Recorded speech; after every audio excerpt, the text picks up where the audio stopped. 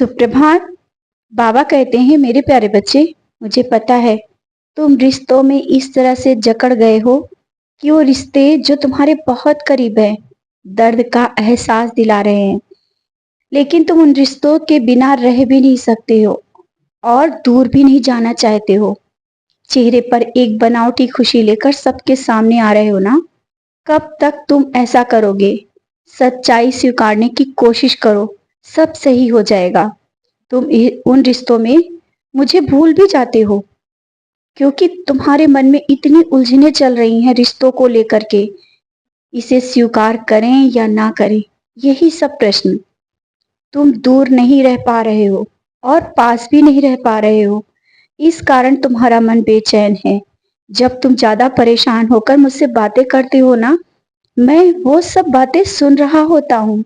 और कल जब रात को तुमने बहुत सी बातें बोली, मुझसे बातें की ना, वो सब की चिंता ना करो। मैं कब कैसे करना है सब सही कर रहा हूँ। तुम अपने मन को प्रसन्न रखो, मेरी शरण में बैठो। और जब तुम मेरे पास बैठे हो तो चिंता मत करो। तुम्हारे भविष्य और सारे रिश्ते की चिंता मुझे है। तुम्हें कब और किन रिश्तों के करीब लाना है और कब दूर करना है, वो भी मैं देखता हूँ। क्योंकि कुछ रिश्तों के कारण तुमने अपने बहुत से समय को बर्बाद किया और वो कुछ भी नहीं दे गए, सिर्फ तुम्हें दुख के सिवा। और आज भी तुम उन्हीं रिश्तों में बंधे रहना चाहते हो। तुम्हारा मन इतना बेचैन है उन रिश्तों को करीब पाने के लिए, लेकिन मिलेगा कुछ नहीं। समझते तुम भी हो और मैं जानता हूँ इन रिश्तों से तुम्हें दर्द के सिवा कुछ नहीं मिला और ना ही मिलेगा। बच्चे, स्वयं को जानो, स्वयं को पहचानो, अपने अंदर की प्रतिभा को बाहर लाओ। जो तुम्हारे अंदर सच्चाई है उसे बाहर लाओ। इस तरह से रो करके, चुप होकर के, उदास होकर के बैठने से कुछ नहीं मिलेगा। तुम्हें जो भी बातें हैं सबके सामने, सबके समक्ष रखनी ही होगी। कब तक अपने अंदर इन बातों को रखोगे? और इस तरह से मन को भारी रखना, सब बातें अपने मन में रखना, यहाँ तक कि तुम कभी कभी मुझसे भी नहीं बोलते हो, चुप रहते हो, शांत होकर अपने सब कार्य कर रहे हो, सब जिम्मेदारियों को निभा रहे हो, लेकिन तुम्हारा मन कहीं एक कोने में उदास रहता है। कोई देखे या ना देखे बच्चे, मैं तो देख रहा हूँ। क्या सोचते हो मैं नहीं हूँ? मैं तुम्हारी साईं माँ हूँ।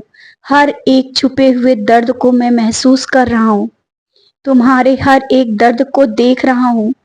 तो ये मत सोचो कि वो जो दर्द तुम एक कोने में छुपा कर रखे हो कोई देख नहीं रहा, मैं देख रहा हूँ और उसे दूर करने की पूरी कोशिश कर रहा हूँ। बस तुमसे साथ चाहता हूँ।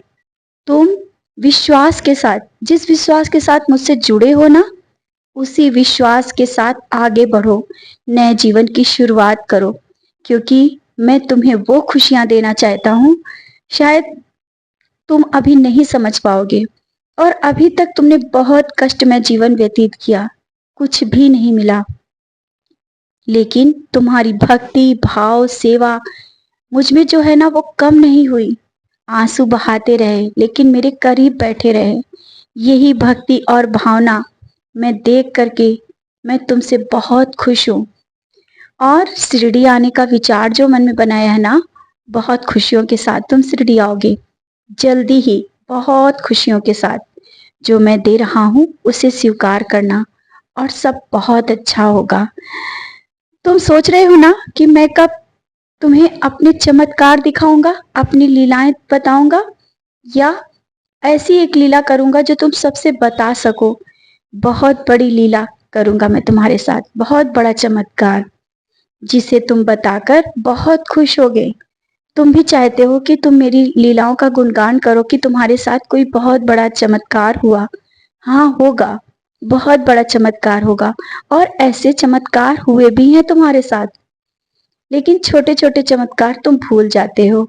कोई बात नहीं, बहुत बड़ा चमत्कार होगा जिसे तुम लोगों से बताओगे और लोगों का विश्वास बढ़ेगा। जब विश्वास टूटने लगता है ना, तुम जिस तरह से लोगों का विश्वास बढ़ा देते हो, जिस तरह से मेरी लीलाओं का गुणगान करते हो, बहुत ही जल्दी बहुत ही बड़ी लीला होगी और तुम्हारा विश्वास तो कभी टूटा है ही नहीं, और भी मजबूत हो जाएगा। और एक बात और है, मैं आऊंगा, तुम्हारे हाथों से पानी भी पीऊंगा,